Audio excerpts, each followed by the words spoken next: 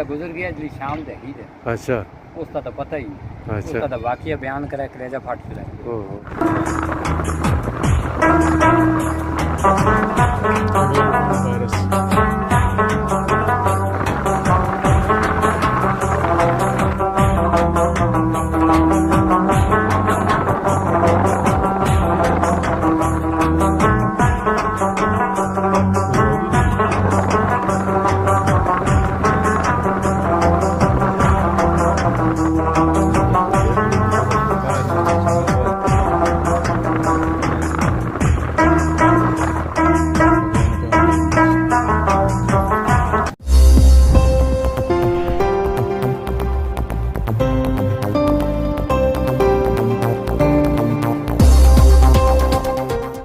السلام علیکم دوستوں، میں ہوں کیسر جاوید اور کیو جے ایم ٹی وی میں آپ کو خوش آمدید کہتا ہوں۔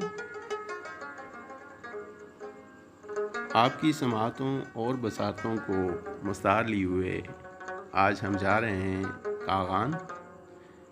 وادی کاغان تک جانے کے لیے آپ کو مانسہرہ تک رسائی چاہیے اور پھر مانسہرہ سے آپ نے بالاکوٹ کی طرف سفر کرنا ہوتا ہے۔ اب بالاکوٹ پہنچنے کے لیے آپ کے پاس دو آپشن ہیں، یا تو آپ جی ٹی روڈ سے جائیں، جی ٹی روڈ سے آپ مختلف شہروں سے ہوتے ہوئے یعنی ہری پور، ایبٹ آباد، مانسہرہ سے بالاکوٹ پہنچتے ہیں۔ وہ کہ یہ خوبصورت سفر ہوتا ہے، سارے شہروں سے گزرتے ہوئے آپ جاتے ہیں، لیکن یہاں پہ آپ کو کراؤڈ فیس کرنا پڑتا ہے، بعض جگہ پہ ٹریفک جام، سفر بھی تھوڑا لمبا ہو جاتا ہے ڈیوریشن کے حساب سے۔ جبکہ دوسرا آپشن آپ کے پاس ہے موٹر وے۔ آپ اسلام آباد سے M1 موٹر وے پہ سفر کرتے ہیں جو اسلام آباد سے پشاور جاتی ہے۔ حسن ابدال سے اس کا ایک ایگزٹ ہے جو آپ کو ہزارہ موٹر وے پہ لے جاتا ہے۔ ہزارہ موٹر وے پاکستان میں خوبصورت ترین موٹر وے ہے۔ اس کے دونوں طرف آپ کو دور دور تک پہاڑی سلسلہ، پانی، ندیاں اور خوبصورت درخت دیکھنے کو ملتے ہیں۔ آپ جب موٹر وے پہ آتے ہیں، ہزارہ موٹر وے پہ، تو آپ کو احساس ہوتا ہے کہ آپ خوبصورت ترین علاقے میں داخل ہو چکے ہیں۔ یہ ایبٹ آباد کے پاس موٹر وے، ہزارہ موٹر وے کا ایک منظر ہے جو آپ کے سامنے ہے۔ یہاں سے آپ جب جا رہے ہوں تو مانسہرہ والا انٹرچینج کراس کریں، تھاکوڑ کی طرف آپ نکل جائیں اسی موٹر وے پہ۔ ٹول پلازا سے تقریباً 14 کلومیٹر کے فاصلے پہ ایک چوک آتا ہے جس کا نام ہے شاتے چوک۔ یہاں سے آپ نے رائٹ ہینڈ پہ ایک سڑک جا رہی ہے جو بالاکوٹ کو لنک کرتی ہے۔ 8 کلومیٹر آپ سفر طے کریں گے۔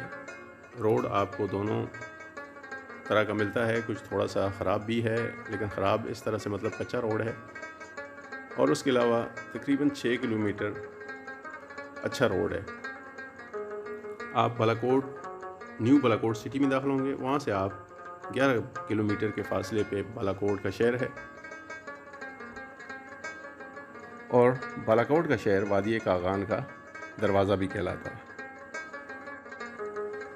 آپ میرے ساتھ رہیے، میں وادی کاغان کے موسم، اس کے لوگ، ثقافت اور اس وادی میں جتنی سیاحتی سرگرمیاں ہیں ان کے بارے میں بتاؤں گا۔ اس کے مشہور مقامات کا احاطہ کرنے کی کوشش بھی کروں گا۔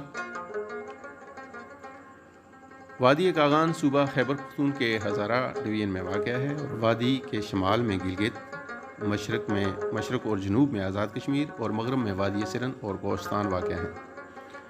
وادی کاغان کشمیر سے ان پہاڑی علاقوں کا ایسا ہے جنہیں دنیا کے سب سے عظیم پہاڑی سلسلے ہمالیہ کے فٹ ہلز کہا جاتا ہے۔ اس خوبصورت وادی کا آغاز بالاکوٹ سے ہوتا ہے اور اختتام درہ بابو سر پر ہوتا ہے۔ بالاکوٹ سے 3250 فٹ کی بلندی سے شروع ہونے والی یہ وادی جلدی 5000 فٹ تک چلی جاتی ہے اور اس کے بعد اس کی بلندی میں بتدریج اضافہ ہوتا چلا جاتا ہے، جس کا اختتام بالآخر 13,690 فٹ بلند درہ بابو سر پر ہوتا ہے۔ بالاکوٹ سے بابو سر پاس تک اس کی کل لمبائی 161 کلومیٹر ہے۔ وادی کا سب سے کم بلندی والا مقام بالاکوٹ اور بلند ترین مقام ملکہ پربت کی چوٹی ہے، جو کہ سطح سمندر سے 17,355 فٹ کی بلندی پر واقع ہے۔ وادی کاغان کا کل رقبہ 1,627 مربع کلومیٹر ہے اور اسے مشرق اور مغرب دونوں جانب سے گھرے ہوئے پہاڑوں کی بلندی 13,000 فٹ سے لے کر 17,000 فٹ تک ہے۔ دریائے کنار وادی کاغان کا مرکزی دریا ہے۔ اسے وادی کاغان کی شہرک بھی کہا جاتا ہے اور یہ دریا اپنی تمام تر رہنائیوں کے ساتھ پوری وادی میں سام کی طرح بل کھاتا ہوا گزرتا ہے۔ کنار کا ماخذ لولو سر جھیل ہے، جہاں سے یہ اپنا سفر شروع کر کے تمام وادی میں گھومتا ہے، پتھروں سے سر ٹکراتا، شور مچاتا اور اچھلتا کودتا بالآخر بالاکوٹ پہنچتا ہے۔ اس دوران پہاڑوں سے آنے والے مختلف معاون نالے اس میں شامل ہو کر اس کی تند و تیزی میں اضافہ کرتے ہیں۔ بالاکوٹ سے گزر کر یہ دریا وادی کاغان کے حدود سے نکل جاتا ہے اور پھر مظفر آباد سے 7 کلومیٹر جنوب میں دریائے جہلم میں ضم ہو جاتا ہے۔ مشہور ہے کہ اس دریا کا پانی آنکھوں کے امراض کے لیے انتہائی مفید ہے۔ کہا جاتا ہے کہ ملکہ نور جہاں کی آنکھیں کشمیر کے سفر کے دوران دکھ رہی تھیں، اس نے دریائے کنار کے پانی سے آنکھوں کو دھویا تو انہیں آرام مل گیا، جس پر ملکہ نے اس دریا کو نین سکھ کا نام دیا۔ دریائے کنار ٹراؤٹ مچھلی کے حوالے سے بھی کافی مشہور ہے اور جو اپنے اعلیٰ ذائقے کے لیے دنیا بھر میں جانی جاتی ہے۔ موسم کی اگر ہم بات کریں تو مجموعی طور پر وادی کاغان کی آب و ہوا سرد ہے۔ گرمیوں کے چند مہینوں کے علاوہ باقی سارا سال وادی میں کافی ٹھنڈ رہتی ہے، جبکہ سردیوں میں سخت سردی پڑتی ہے۔ اکتوبر کی آمد کے ساتھ ہی یہاں ویرانی چھا جاتی ہے۔ برف باری کا سلسلہ اوائل نومبر سے ہی شروع ہو جاتا ہے اور وادی کے دونوں اطراف میں بلند و بالا پہاڑ برف کا لبادہ اوڑھ لیتے ہیں۔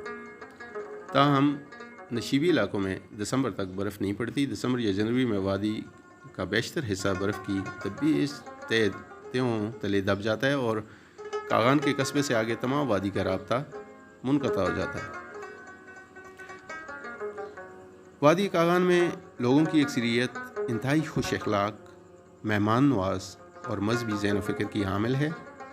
یہ لوگ انتہائی سادہ زندگی گزارتے ہیں، سادہ لباس پہنتے ہیں اور سادہ خوراک کھاتے ہیں۔ کھیتی باڑی کرنا اور مال مویشی پالنا لوگوں کا اہم ذریعہ ہے اور کم لوگ نوکری اور کاروبار سے وابستہ ہیں، لیکن کچھ عرصے سے سیاحت بھی یہاں کا ایک اہم صنعت بن چکی ہے۔ یہاں کے باسی سیاحوں کو اپنا مہمان سمجھتے ہیں اور ان کا رویہ انتہائی دوستانہ اور معاون ہوتا ہے۔ وادی کاغان میں عموماً ہندکو بولی جاتی ہے، جو کہ پنجابی سے کافی ملتی جلتی ہے۔ اردو بھی تقریباً تمام وادی میں عام سمجھی جانے والی زبان ہے۔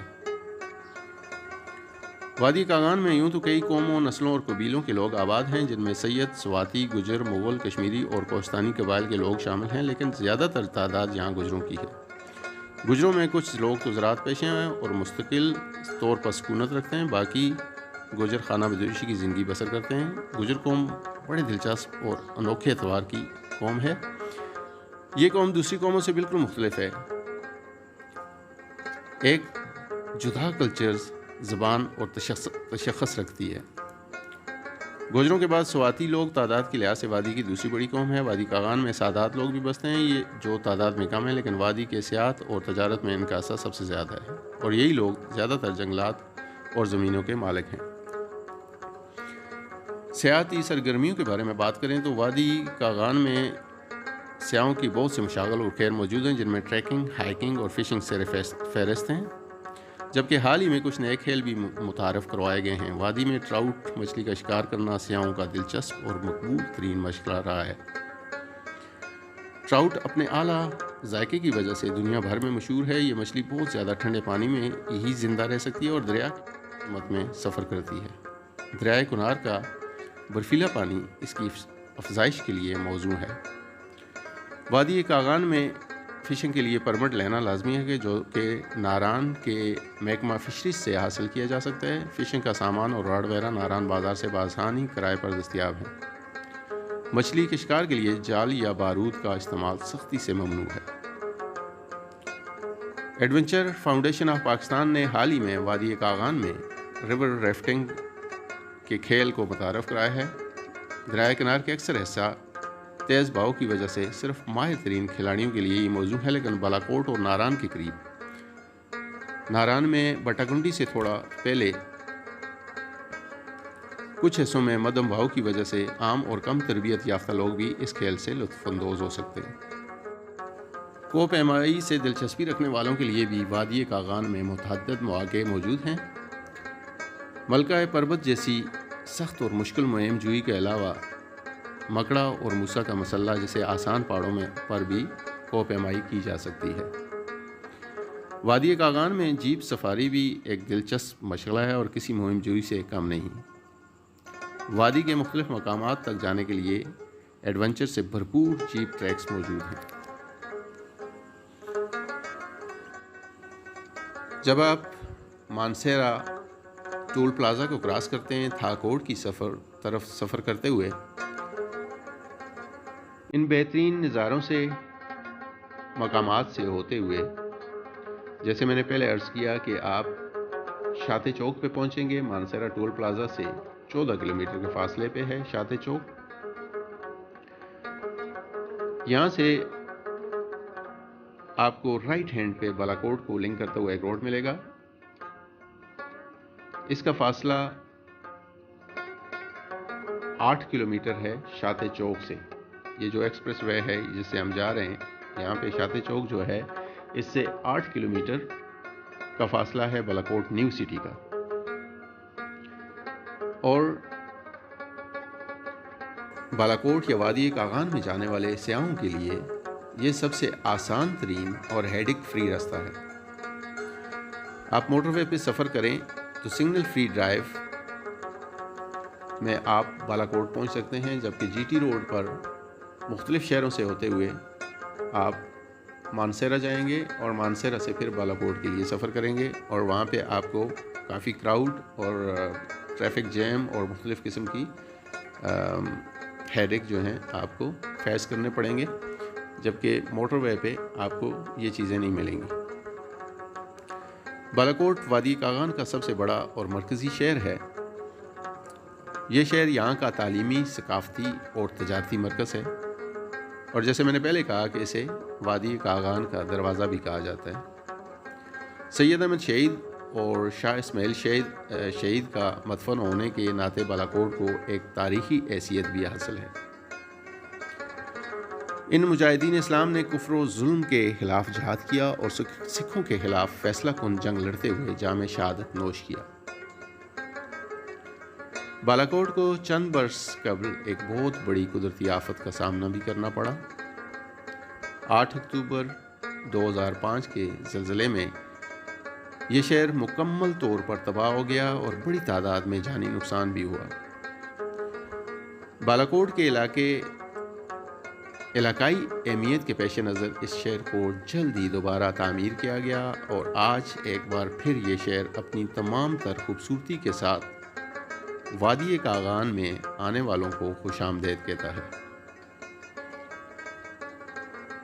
بالاکوٹ سطح سمندر سے 3250 فٹ کی بلندی پر واقع ہے، اور مانسیرا سے اس کا فاصلہ 38 کلومیٹر ہے، 38 کلومیٹر۔ مانسیرا میں شارع ریشم سے الگ ہو کر آپ جیسے ہی بالاکوٹ جانے والی سڑک پر مڑتے ہیں تو ٹھنڈی ہوا کے جھونکے آپ کا استقبال کر رہے ہوتے ہیں۔ سبز و شاداب پہاڑوں میں بل کھاتی ہوئی اس سڑک پر دونوں جانب مکئی کے کھیت لہلاتے نظر آئیں گے۔ چند کلومیٹر کے بعد جابا پاس کے چڑھائی کا آغاز ہو جاتا ہے۔ یہ راستہ چیڑ کے سدا بہار درختوں سے گھرا ہوا ہے۔ جابا پاس کی دوسری سڑک جانب سڑک نیچے کو اترتی ہے اور آپ کو دائیں جانب نشیب میں واقع گاؤں بسیاں کا خوبصورت نظارہ دیکھنے کو ملتا ہے، اور یہیں پر آپ دریائے کنار کی پہلی جھلک دیکھتے ہیں۔ اس کے بعد سڑک بل کھاتی ہوئی نیچے بسیا گاؤں میں اتر جاتی ہے اور بالاکوٹ تک دریائے کنار کے کنارے کنارے سفر کرتی ہے۔ دریا کو قریب دیکھ کر اکثر سیاح اس کی اچھلتی کودتی شور مچاتی لہروں سے لطف اندوز ہونے کے لیے گاڑیوں سے اترنے پر مجبور ہو جاتے ہیں۔ چاروں طرف سے سرسبز و شاداب پہاڑوں میں گھرا ہوا یہ شہر چونکہ وادی کاغان کا آغاز ہے اور تمام وادی میں سب سے کم بلندی والا مقام ہے، اس لیے موسم گرما میں یہ پنجاب کے میدانی علاقوں جیسا گرم ہوتا ہے، لیکن یہاں کی شامیں قدرے خوشگوار ہوتی ہیں، اور سردیوں میں تو یہ میدانی علاقوں کی نسبت انتہائی سرد ہو جاتا ہے۔ بالاکوٹ شہر دوبارہ بسایا گیا۔ ابھی ہم بالاکوٹ شہر کے بازار میں داخل ہو چکے ہیں۔ یہاں پہ جو دریائے کنار کا پل ہے اس کے دونوں سائڈ پہ دریائے کنار کے بالاکوٹ شہر آباد ہے، اور جو پل ہے اس سے تھوڑا پیچھے ہم رکے ہیں۔ یہاں پہ بھوک ہمیں محسوس ہو رہی تھی۔ کھانا کھانے کے لیے بازار ختم ہونے سے تھوڑا پہلے، یعنی جو پل ہے دریائے کنار کے اوپر، اس سے پہلے ہم رکے ہیں اور یا کباب تیار کروا رہے ہیں۔ یہ بہت مہمان نواز عملہ ہے اس ریسٹورنٹ کا، اور ان سے میں نے پوچھا تو ان کا نام جو ہوٹل کا ہے باہر لکھا ہوا نہیں تھا، لیکن کہہ رہے ہیں کہ القریش ہوٹل ہے۔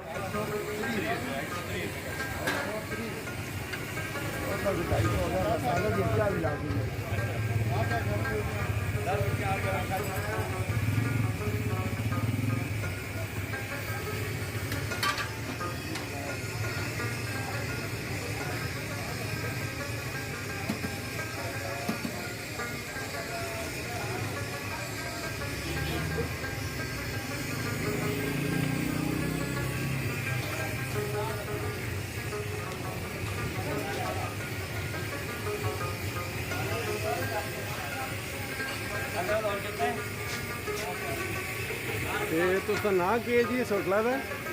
نام کی ہے اس ہوٹل کا؟ القریش۔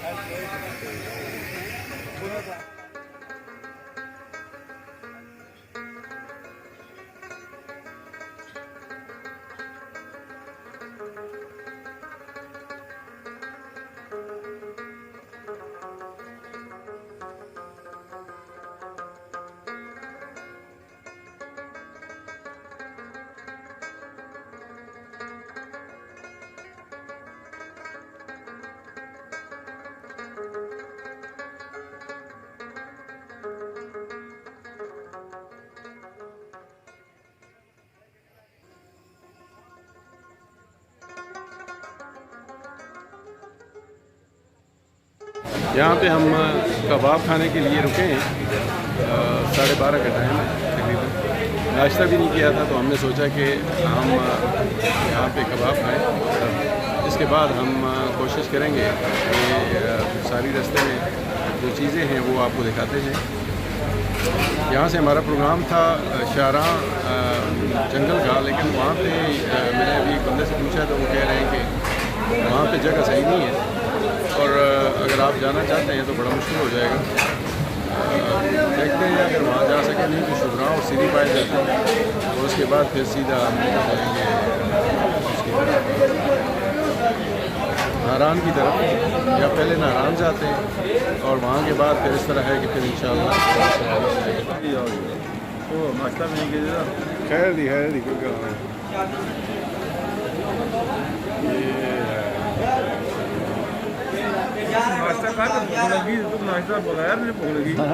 نہیں لگتی تھی۔ چیک کرتے ہیں جی کس طرح کا ہے یہ ٹیسٹ، ان کے بارے میں نے سنا تھا۔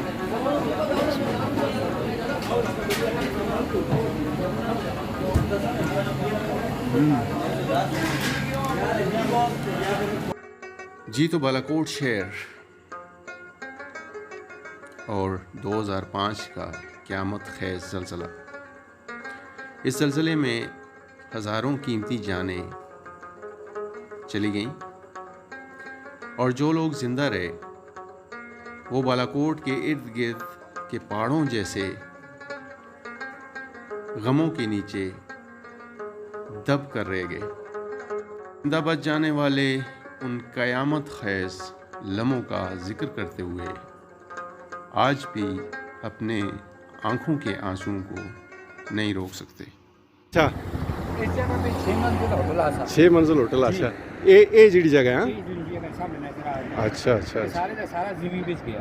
اچھا یہ اندر دنس گیا. یہ اندر ہی گیا. یہ اور اس جگہ بھی ہے ایک دو ہوٹل سے اچھا یہ بھی سارے گر گئے چاڑ گئے. وہ اچھا. اگر ہوٹل سے اچھا بلکہ بالاکوٹ سب ہستی تو مٹ گیا جی. سب ہستی تو 80,000 آدمی کی ڈیتھ ہوئی ہے. 80,000.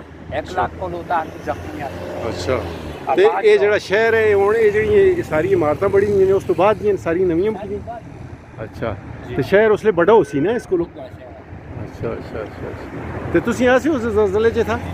اچھا تے کہ تسی کتھا گھر آ سی ہو یا باہر آ سی. نہ باہر ہی ہے. اچھا انڈیا سے ہم کسی جگہ ہوتا ہے. اچھا مکان ہے کہتے ہیں جاڑ گیا اس پہ بھی نہیں آ گئی زخمی ہو گئی. اچھا ایک پر آپ بہت ہو گیا. او اور بھی لوگ عزیز رشتے دار برادری کے لوگ خاصے لوگ بہت ہو گئے زخمی ہو گئے. اچھا یہ سب ہستی تو مٹ گیا. اچھا یہ اور سارا جڑا خوف تو ایک منظر آ دہ تساں اپنی اکھیاں نال. ہاں دن تو گزر گیا جی شام دے ہی دے. اچھا اس کا تو پتہ ہی اس اچھا کا تو واقعہ بیان کرے کلیجہ پھٹ چلا. لیکن انسان لالچی ہے. ہاں لالچ کے بچ آ کے پھر زندہ ہو جاتا ہے. وہ لالچ تے جھلک نظر آئی تے ساری دنیا مڑ کے جیندی زندہ ہو گئی. بالکل صحیح گل. کہ ایک آیا دعا آیا کسا پیسے دیتے کسا کوٹھی دیتی کسا بنین دیتی کسا کپڑے دیتے لوگ مڑ کے ٹھیک ہو گئے. ٹھیک ہو صحیح. ایک لالچ آ گئی کہ امداد والے لوگ آ گئے. ہاں اگر یہ پاکستان دی عوام یہ لوگ اگر انہاں لوگوں کا تعاون نہ کر دے اچھا تو لوگ مینٹل ہو جاتے. کیونکہ بچے اسکول پہ مار رہے ہیں, والدہ اپنے گھر پہ مار رہی ہے, بچے ماں کو پکارتے ہیں, ماں بچوں کو پکارتے ہیں. اے جے خوف کا منظر آتا ہے. دن تک گزر گیا جی شام آئی اچھا وہ قیامت آ سکتی. خوف آسا ایک بندہ تھا رو رہی ہے پھنسا تھا زمین پہ جو اس کو نہ کاٹکتی اس کو بھی خوف آتا.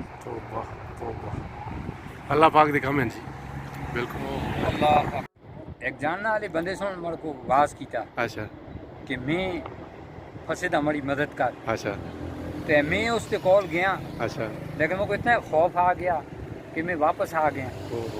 میں اس کال نہ کر سکا اچھا لیکن جاننے والا عزیز بندہ سا اچھا لیکن اتنا ایک اوکھا منظر آ نہیں کاٹا کیا اس اوئے نہیں اس میں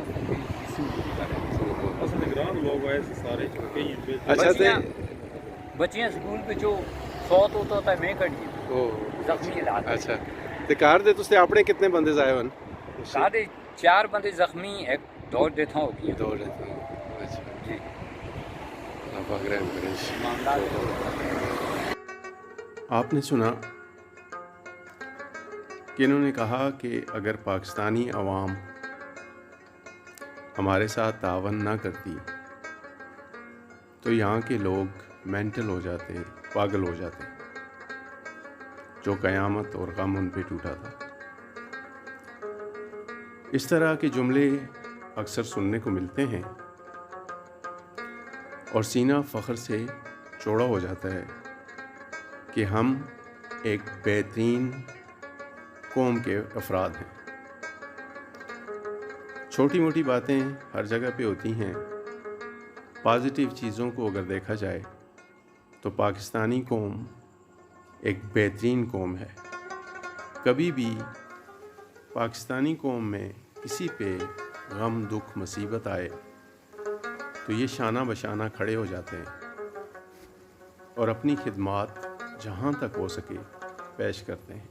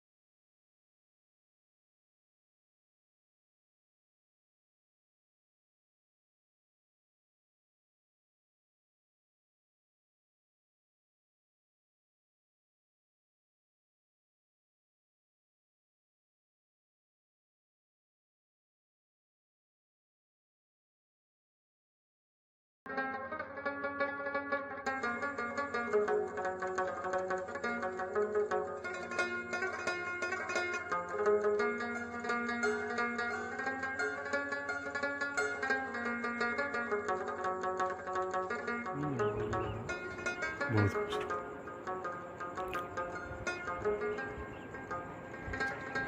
کوٹ سے تقریباً 24 کلومیٹر پر کیوائی کا قصبہ ہے. یہ ایک چھوٹا سا بازار ہے یہاں پر، اور کیوائی کی بلندی جو ہے وہ 5259 فیٹ ہے. اس قصبے میں ضروریات زندگی کی ساری چیزیں ملتی ہیں. یہاں پہ سیاح ٹھہرتے بھی ہیں، خریداری کرتے ہیں. اور اس قصبے کی خاص بات یہ ہے کہ یہاں سے شوگراں، سری اور پائے کے لیے ایک جیپ ٹریک ہے، جو میں آپ کو واپسی پر یہاں پہ لے کے آؤں گا، اور ہم اس جیپ ٹریک پہ جائیں گے اور کوشش کریں گے کہ اپنی ڈرائیو خود کر کے وہاں تک پہنچا جائے اگر ممکن ہوا تو. اس کے بعد 5 کلومیٹر کا مزید سفر جب آپ طے کرتے ہیں ناران کی طرف، تو آپ کو ایک قصبہ ملتا ہے پارس. پارس بھی کیوائی کی طرح نسبتاً چھوٹا قصبہ ہے.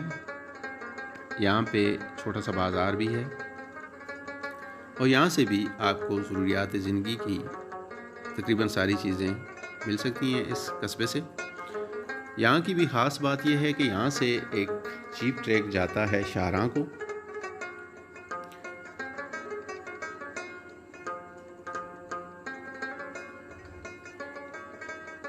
اور یہ شاہراہ تک اس کا فاصلہ 16 کلومیٹر ہے. شاہراہ کو مقامی زبان میں شڑاں بھی کہتے ہیں، اور اس کی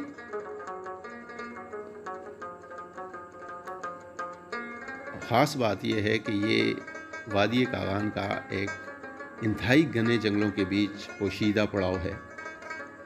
شاہراہ میں ایک ریسٹ ہاؤس اور یوتھ ہاسٹل موجود ہے، جہاں کھانے پینے اور شب بسری کا بندوبست ہو جاتا ہے. لیکن یہاں کی عمارتیں زلزلے کے بعد اب تک مخدوش حالت میں ہیں، اور بہتر یہی ہے کہ کیمپنگ کا سامان ساتھ لے کے جایا جائے. شاہراہ سطح سمندر سے 8000 فٹ کی بلندی پر واقع ہے، اور چاروں طرف انتہائی گھنے جنگلات میں گھرا ہوا ہے. یہاں کے قدیم اور خوبصورت جنگل درشی اور مانشی قدرتی حسن کی دولت سے مالا مال ہیں.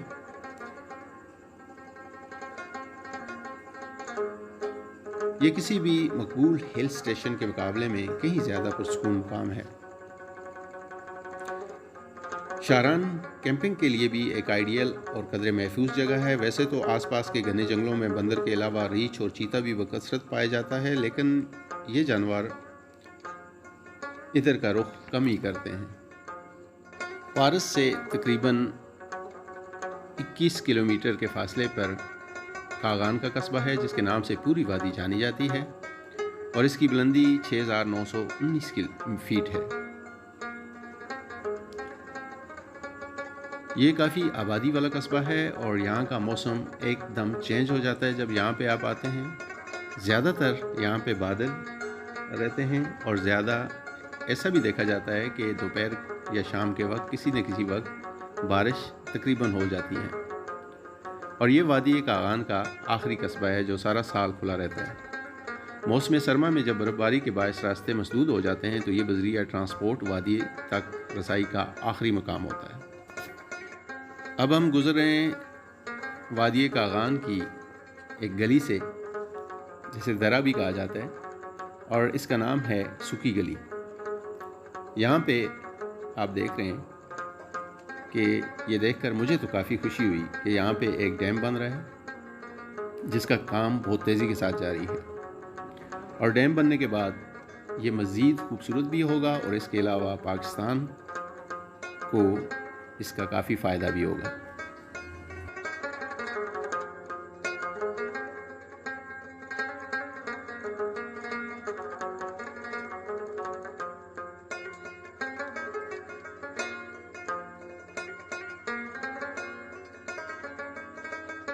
شاہراہ سے پہلے آخری قصبہ بٹل، یہ نسبتاً چھوٹا قصبہ ہے، بلکہ اسے آپ گاؤں کہہ سکتے ہیں. اور یہاں سے ناران کا راستہ صرف 7 کلومیٹر رہ جاتا ہے۔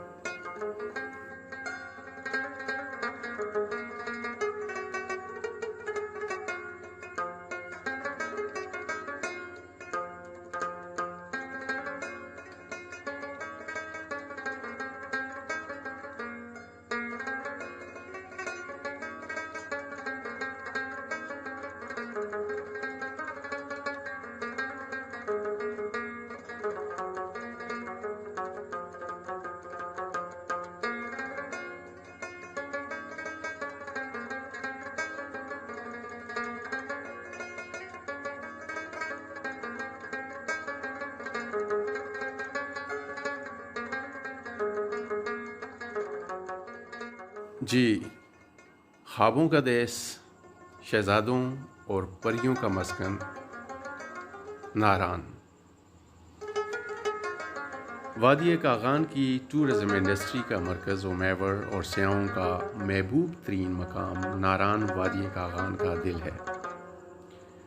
وادی کا یہ اہم ترین اور مرکزی مقام اپنی دلکشی اور خوبصورتی میں اپنی مثال آپ ہے، اور یہاں وادی ایک خوبصورت کشادگی اور وسعت اختیار کر لیتی ہے۔ ناران کاغان کے قصبے سے 22 اور بالاکوٹ سے 80 کلومیٹر کے فاصلے پر واقع ہے اور سطح سمندر سے 8000 فٹ بلند ہے۔ یہ ٹور ابھی ختم نہیں ہوا۔ ناران میں ہم رات بسر کریں گے اور صبح آپ کو ناران کے مضافات میں خوبصورت ترین جگہوں پہ لے کے جائیں گے۔ اب تک ہمارے ساتھ دینے کے لیے آپ کی سماعتوں اور بصارتوں کا شکریہ ادا کرتے ہوئے ملتے ہیں اپنی اگلی ویڈیو میں۔ اس وقت تک کے لیے اللہ حافظ۔